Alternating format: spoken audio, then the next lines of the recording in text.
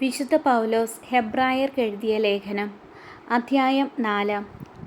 അവിടുന്ന് നൽകുന്ന വിശ്രമത്തിലേക്ക് നാം പ്രവേശിക്കുമെന്ന വാഗ്ദാനം നിലനിൽക്കുമ്പോൾ തന്നെ അതിൽ പ്രവേശിക്കാൻ കഴിയാത്തവരായി നിങ്ങളിൽ ആരെങ്കിലും കാണപ്പെടുമോ എന്ന് നാം ഭയപ്പെടണം.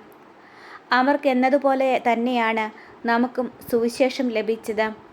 എന്നാൽ അവർ കേട്ട വചനം അവർക്ക് പ്രയോജനപ്പെട്ടില്ല, കാരണം അവർ അത് വിശ്വസിച്ചില്ല.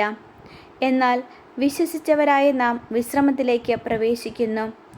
ലോകത്തെ സൃഷ്ടിച്ചു കഴിഞ്ഞപ്പോൾ തന്നെ അവിടുത്തെ ജോലി പൂർത്തീകരിക്കപ്പെട്ടു. എങ്കിലും അവിടുന്ന് പറഞ്ഞിരിക്കുന്നു, എൻ്റെ ക്രോധത്തിൽ ഞാൻ ശപഥം ചെയ്തതുപോലെ അവരൊരിക്കലും എൻ്റെ വിശ്രമത്തിലേക്ക് പ്രവേശിക്കുകയില്ല. 7-ാം ദിവസത്തെപ്പറ്റി ഒരിടത്ത് ഇങ്ങനെ പറഞ്ഞിരിക്കുന്നു, തൻ്റെ എല്ലാ പ്രവർത്തനങ്ങൾക്കും ശേഷം 7-ാം ദിവസം ദൈവം വിശ്രമിച്ചു. വീണ്ടും ഇങ്ങനെ പറഞ്ഞിരിക്കുന്നു, അവർ ഒരിക്കലും എൻ്റെ വിശ്രമത്തിലേക്ക് പ്രവേശിക്കുകയില്ല. എന്നാൽ ചിലർ ഇനിയും പ്രവേശിക്കാനുണ്ട്. മുൻപ് സുവിശേഷം ശ്രവിച്ചവരാകട്ടെ അനുസരണക്കേട് മൂലം പ്രവേശിച്ചിട്ടുമില്ല.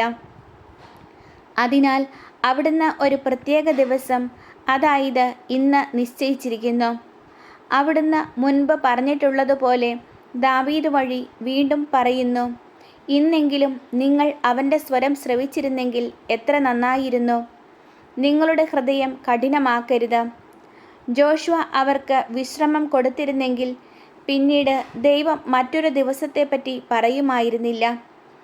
അതിനാൽ ദൈവജനത്തിന് ഒരു സാബത്ത് വിശ്രമം ലഭിക്കാനിരിക്കുന്നു. എന്തെന്നാൽ ദൈവത്തിൻ്റെ വിശ്രമത്തിലേക്ക് പ്രവേശിക്കുന്നവൻ അവിടുത്തെ പോലെ തൻ്റെ ജോലിയിൽ നിന്ന് വിരമിക്കുന്നു.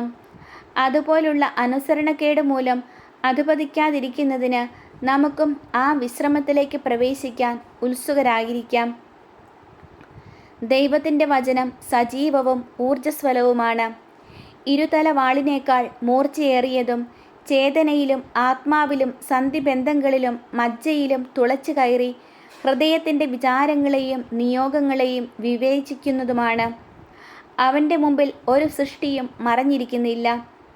അവിടുത്തെ കൺമുമ്പിൽ സകലതും അനാവൃതവും വ്യക്തവുമാണ്.